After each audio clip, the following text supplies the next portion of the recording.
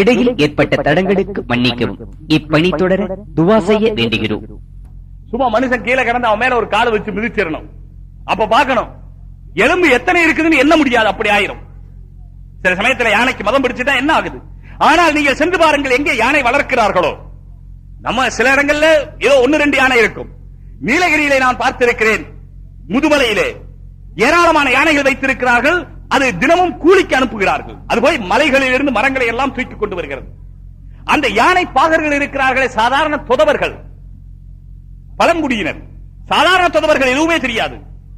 ஒரு தடவை அந்த யானையில மேல உட்கார்ந்தது மேல 10 பேர் உட்கார்ற மாதிரி ஒரு தொட்டி செஞ்சு வச்சு எலிபென்ட் ரைடு, காட்டுக்குள்ள போகுது மிருகங்களை பாக்குறது. அப்படி போகும்போது நான் அந்த தொதவன்ட்ட கேட்டேன், நீ எப்படி யானை ஓட்டுற எல்லாம் கேட்டேன். அப்ப அவன் அந்த அங்குசம் எல்லாம் காமிச்சான். அதெல்லாம் காமிச்சுட்டு அவன் கடைசியா சொன்னா 2 காதுக்கு கீழே 2 கால் வச்சிருக்கான். யானையுடைய பெரிய பெரிய 2 காது, அதுக்கு கீழே 2 கால் வச்சிருக்கான். அவன் சொல்றான், இந்த ஒரு கால் எக்ஸிலேட்டர், ஒரு கால் பிரேக்குங்கிறான். ஒரு கால் அமைச்சா வேகமா போகுமா யானை, இன்னொரு கால் அமைச்சா மெதுவாயிருமா. உன்னுடைய காலாலே அதற்கு எக்ஸிலேட்டரும் பிரேக்கரும் உண்டாக்குற சக்தி அல்லாஹ் கொடுத்திருக்கிறானே, இது மனிதனுடைய உடல் வலிமையால் அல்ல, மனிதனுடைய அறிவுத்திறனாலே. வலகத் கர்ரம்னா பனி ஆதம். ஆனால் அதே நேரத்தில் இதையும் நான் சொல்லுவதுண்டு, இதையெல்லாம் பிடித்து கூடுகளிலே அடைத்து போட்டுவிட்டு, வலைகளுக்குள்ளே அடைத்து போட்டுவிட்டு, கொசு வந்தால் இவன் போய் வலைக்குள்ளே படுத்துக் கொள்ளுகிறான். அந்த மாமிருகங்களை எல்லாம் வலைக்குள்ளே போட்டவன் கொசு வந்த பிறகு அந்த கொசுவை பிடித்து வலைக்குள்ளே போடுவதில்லை, இவன் போய் வலைக்குள்ளே படுத்துக் கொள்ளுகிறான். இதைவிட அதிசயம் என்னவென்று சொன்னால், எந்த வலைக்குள்ளே எந்த பிராணி இருக்கிறதோ அந்த பேர். புலி இருந்தால் அது புலி வலை, கரடி இருந்தால் கரடி வலை, அதிலே சிங்கம் இருந்தால் சிங்க வலை, உள்ளே மனிதன் இருந்தால் அது என்ன சகோதரர்களே, மனித வலைன்னு சொல்லுங்க. தன்னுடைய கௌரவத்தை காப்பாற்றிக் கொள்வதற்காக அதற்கு கொசு வலை என்று பெயர் வைத்திருக்கிறார். இல்லை என்றால் வேறொன்றும் இல்லை சகோதரர்களே. இதை சொல்லும் பொழுது எனக்கு இன்னொன்றும் ஞாபகம் வருகிறது. சமீபத்திலே சிலோனுக்கு சென்றிருந்தேன். அங்கே ஒரு கடற்கரை, கொழும்புக்கு அந்த பக்கம் போகும்போது அந்த கடற்கரையில ஒருவர் ஜூ நடத்துகிறார். தனி ஒருவர், அல்லாஹ்வுடைய கிருபை தப்லீக் வேலையிலே மிக அதிகம் ஈடுபட்டவர்.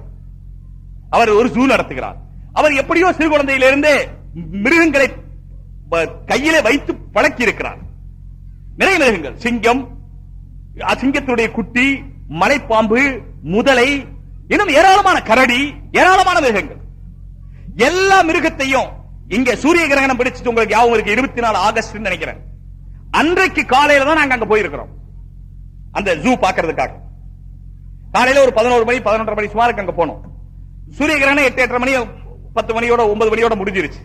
அப்ப போகும்போது அவர் தப்லீக் வேலையில ஈடுபட்டவரான காரணத்தினால எங்களை புரிந்து கொண்டு, சாதாரணமாக வெளிநாட்டுக்காரர்களுக்கு 100 ரூபாய் சார்ஜ் என்று சொன்னால் கூட நாங்கள் சார்ஜ் கொடுத்தோம், வேண்டாம் என்று சொல்லி எங்களை உள்ளே அழைத்துக் கொண்டு போனார். அவருடைய அசிஸ்டன்ட் இருந்தாங்க. போனா எல்லா மிருகத்தையும் தொட்டு பார்க்கலாம். எல்லாம் கூட்டுக்குள்ள போட்டு இல்ல, வெளியே கட்டி இருக்கு. சிங்கம் வெளியே கட்டி இருக்கு. சிங்கம் போட்ட 3 வருஷத்து குட்டி வெளியே இருக்கு, 2 குட்டி. அதுக்கு பிறகு இப்போ போட்ட 3 மாசத்து குட்டி 3 குட்டி வெளியே இருக்கு. 3 மாசத்து குட்டி எடுத்து நம்ம கையில கொடுத்தார், இந்தாங்க புடிங்க, வாங்கி வச்சுக்கலாம், தடவி கொடுக்கலாம், எல்லாம் செய்யலாம், ஒண்ணும் செய்யாது, பயக்காதீங்க. அங்க இருக்கிறவங்களும் தொடர்றதுக்கு பயக்கணும் அதை பார்த்தா. ஆனால் பெரிய சிங்கத்தையும் சரி சாதாரணமாக தடவி கொடுக்கலாம். இப்படி சிங்கத்தை பிறகு சொன்னாங்க, இந்த கரடி இருக்குதே, இதுக்கு நீங்க இந்த மாதிரி பாட்டில்ல பால் வச்சு ஸ்ட்ரா போட்டு கொடுத்தா குடிக்கும் சொன்னாங்க.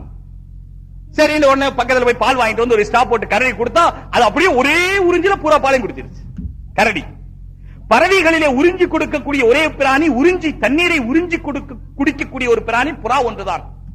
இப்பொழுது மிருகங்களிலே பார்த்தோம், கரடி ஸ்ட்ரா போட்டு குடிக்கிறது பால். பிறகு அந்த கரடியை வெளியே அவிழ்த்து விட்டு அதோடு கட்டி புரளுகிறார். அவர் கூப்பிடுறார், வாங்க நீங்களும் விளையாடுங்க. விளையாடலான் இருக்கு, ஆனா என்ன ஆகுமோ தெரியாது. இப்படி நாங்க தொட்டு பார்த்துக்கிட்டே போனோம். முதலை காண்பித்தார், ஒரு பெரிய முதலை, இந்த டேபிளை விட இன்னொரு பங்கு நீளம் இருக்கும். அவ்வளவு பெரிய முதலை டேபிள் மேலே வச்சிருக்கிறார். அவர் உட்கார்ந்து இருக்கிறார். முதலை தொட்டு பாருங்கன்னு சொல்றார். பார்த்தா கரடு முரடாக இருக்கிறார். அதனுடைய உடல் தொட்டால் மிருதுவாக இருக்கிறது. பார்த்தால் கரடு முரடாக இருக்கிற அதனுடைய உடல் தொட்டால் மிருதுவாக இருக்கிறது. பிறகு வாயை திறந்து காமிச்சார், கொஞ்சம் கையை உள்ள விட்டு பாருங்க. இருக்கட்டும், சொல்லுங்க, எதுங்க இந்த வம்பு, நீங்களே விழுங்க. அவர் சொன்னார், முதலைக்கு நாக்கு இல்ல பாருங்கன்னு சொன்னார்.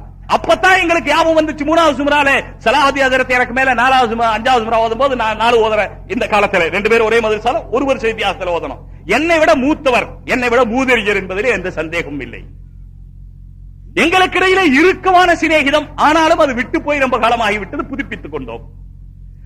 அவர் அந்த காலத்திலே படிக்கும் போது முதலை மட்டும் மேல் தாடை அசைக்கும், உலகத்திலே எல்லா பிராணிகளும் கீழ்த்தாடை அசைக்கும்.